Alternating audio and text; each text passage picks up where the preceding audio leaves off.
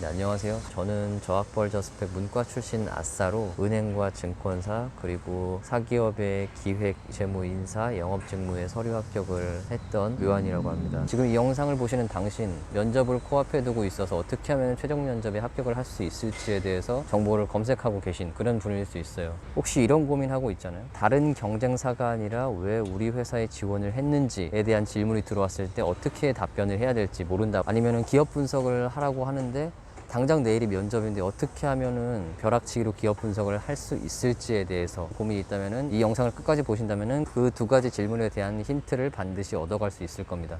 이 면접관 놈들이 왜 당신을 뽑아야 되냐 이렇게 물어본단 말이에요. 이거에 대한 답을 말씀드리면은 잘 들어보세요. 소비자 입장에서 바라본 기업의 이미지를 가지고 대답하지 마라.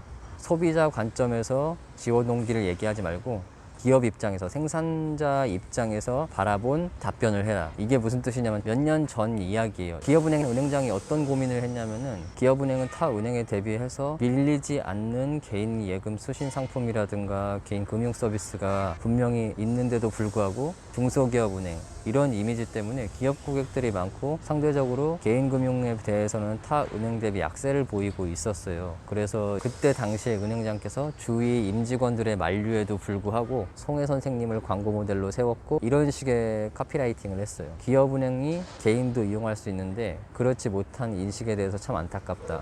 기업은행에 예금을 하면은 기업이 살아난다. 기업이 살아나면 일자리가 늘어난다. 이런 식의 전략을 밀어붙였어요. 그래서 그 결과 개인 수신 예금이 그 시기에 굉장히 많이 늘어났다는 이야기가 있습니다.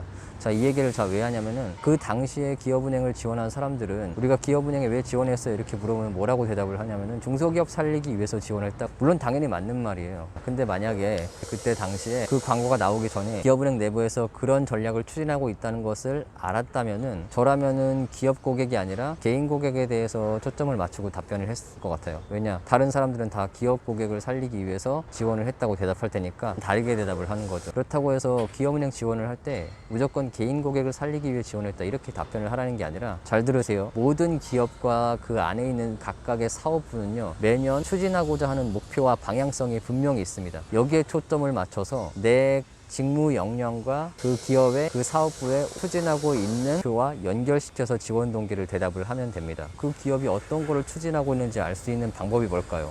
그래서 현직자 인터뷰가 중요한 거예요. 근데 문제는 뭐예요? 이 영상을 보시는 여러분과 저는 아싸잖아요. 아싸는 친구가 별로 없어요. 친구도 별로 없는데 심지어 현직자 인터뷰를 진행할 선배가 어디 있겠어요? 없잖아요. 그래서 차별화된 지원 동기를 답변하기 위해서 지금 벼락치기로 해야 될 것, 그걸 말씀을 드릴게요. 지금 인터넷에서 당장 그 기업의 신년사를 검색을 해보세요. 자, 이게 무슨 말이냐면은 그 기업의 신년사를 보면요, 그 기업이 올해 어떤 사업부별로 해서 어떤 목표를 가지고 나아갈 것인지에 대해서 첫째, 둘째, 셋째 이런 식으로 기업의 대표가 말을 합니다. 그 첫째, 둘째, 셋째 나와 있는 목록 중에서 여러분이 가진 직무 역량 그리고 여러분이 지원한 그 직무와 연결고리를 찾는 거예요. 예를 하나 들어볼게요. 우리 보통 게임에서 지원할 때 뭐라고 해요? 나는 이렇게 게임을 많이 해왔고 이런 게임을 좋아해서 당신의 회사에 입사를 해서 진짜 재밌는 게임을 만들어 보겠다, 혹은 그 게임을 만드는데 지원을 해보겠다, 이런 식으로 답변을 할 거잖아요. 근데 옆 사람도 다 그렇게 대답을 할 거예요. 근데 만약에 카카오게임즈라는 회사에서 작년에 신년사에 이런 얘기가 나왔어요. 우리는 재밌는 게임을 목표로 하겠다, 단순히 이렇게 대답한 게 아니라 하이퍼 캐주얼, 다시 말해서 온 국민의 삶에 게임이 녹아드는, 예를 들면 전 국민 가위바위보라든가 게임에 대해서 전혀 알지 못하는 사람들도 아주 쉽게 게임을 하고 산책하고 여행을 가는데 모든 삶의 곳곳에 게임이 활용할 수 있도록 스며드는 그런 전략을 추구하겠다고 이야기를 했거든요. 그러면서 되게 재밌는 말을 했어요.